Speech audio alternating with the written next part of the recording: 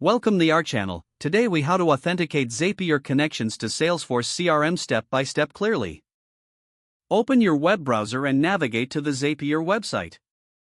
Log into your Zapier account using your credentials. Once logged in, click on the Make a Zap button. In the Choose App section, type Salesforce in the search bar.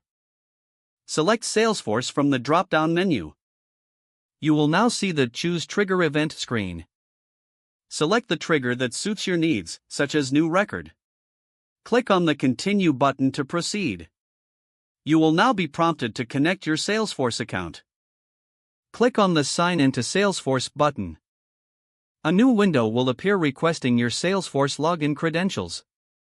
Enter your Salesforce username and password. If prompted, complete any additional authentication steps, such as two-factor authentication. Once authenticated, you will be redirected back to Zapier. Your Salesforce account should now appear in the list of connected accounts.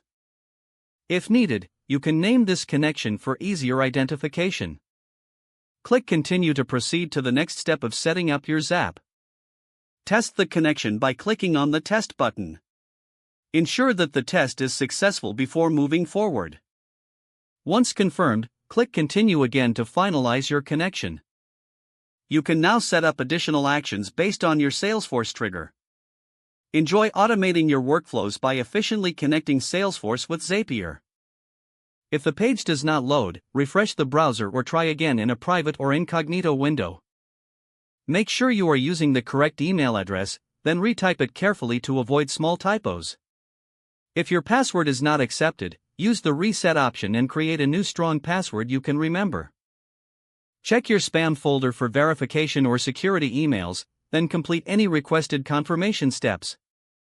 Enable two-factor authentication if available to improve account security and reduce unauthorized access risk.